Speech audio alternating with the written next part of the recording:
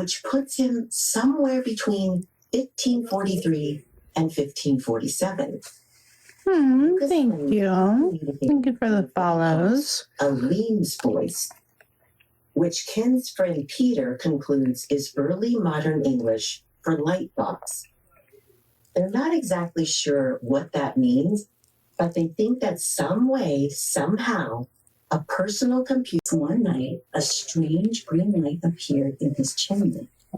A messenger emerged from the light and told Lucas he was destined for greater things. Then he gave him a box that lights up with no flames. Lucas discovered that when he spoke to the box, it translated his voice into flickering characters on the screen. No typing necessary. I mean, this sounds crazy to us, but can you imagine? This sounds pretty unbelievable to Ken, Debbie, and Peter. But as they start into Hollywood and content of the letters, they're surprised that things actually do check out. Peter goes to local libraries looking for more historic information. Why, thank you, darling. Scholars from universities. And he comes to the conclusion that the language isn't just period accurate, it's location accurate too. You see, back in the 1500s, people didn't move around that often. When the next town over was a several-day walk, villages became isolated.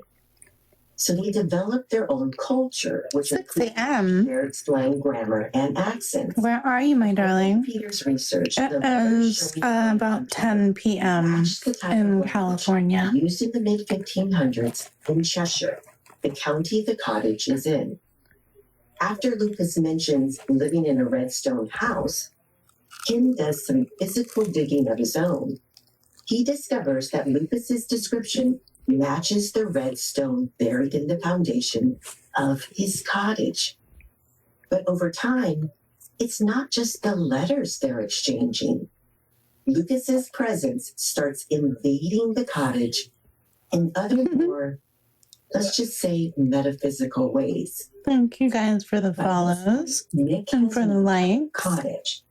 It is my birthday tomorrow on Valentine's Day. And once again, and I did buy everything to make my own Valentine's Day dinner and snacks and my birthday cake. So I have everything that I want. And Debbie drops Ken off at his no real other plans other than to cook myself dinner. She walks into the front garden. She feels uneasy, though she can't really tell why. Ew. It's something about the cats who are sitting on the stairs and garden wall just watching her. Then it hits her. They're being far too quiet.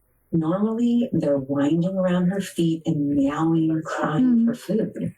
But now, they're silent and keeping their distance. When she opens the door, she realizes why. All of their living room furniture is stacked in the center of the room, 6 feet high. That's the reason why I'm quitting my husband. Seeing Lucas everywhere. Not the reason. It's just activity in the house. I've been begging for attention for 10 years and not getting it. So I think I'm done. Herself in a simple bedroom in an old-fashioned nightgown. In the room with her is a middle-aged man in faded clothes, who she realizes is Lucas. The visit turns romantic, and modern-day Debbie and Tudor-era Lucas share a kiss. It's okay. That means Debbie also starts seeing... If I don't have him in my life, I don't have his boundaries. She spots him just out of the corner of her eye. I do fuck a fan or whatever I want to do. But once someone else comes into the room, he just disappears.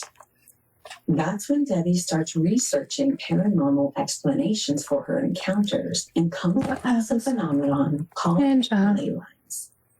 We shall see. We shall see where life's taking us. We talked about it in the Bel Air episode. But essentially, they're these invisible paths of energy. Do it after I've eaten. Some people they connect different significant places. I mean, this is my life. I'm eating. I forgot to eat. I'm eating now. For magic. Oh my God. That ley lines were first discovered in 1921.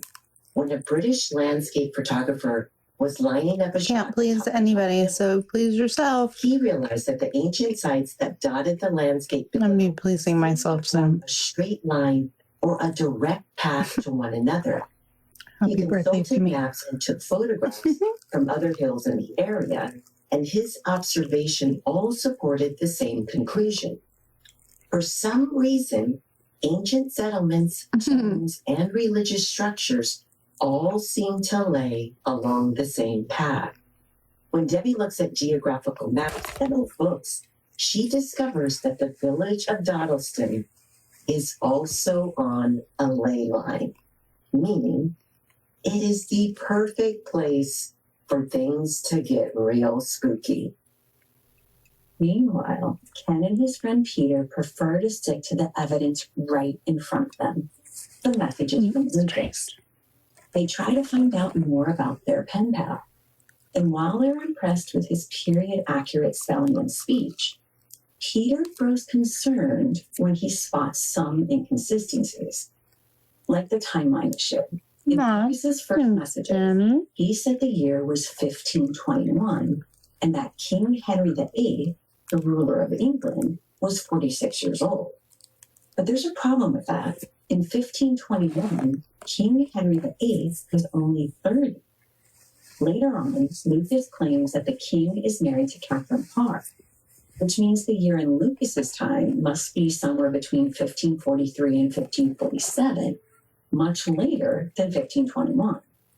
It also means Henry VIII would be in his early 50s. So a lot of the dates and times he's giving seem wrong. And then there's the college issue.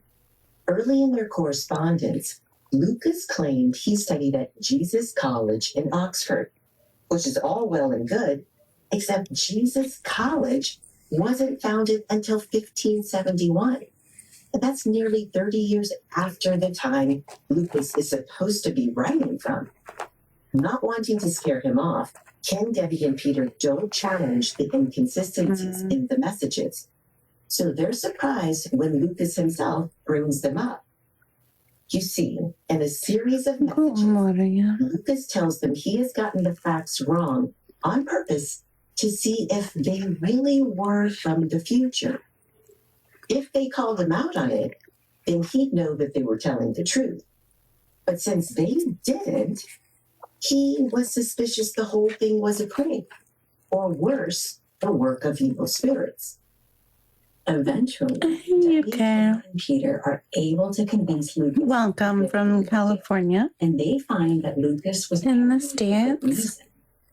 Shortly after Lucas's accusations, they get their strangest message yet. One from some. Lucas is in dire trouble. He's been arrested by the sheriff, a man named Sir Thomas Bowshurst.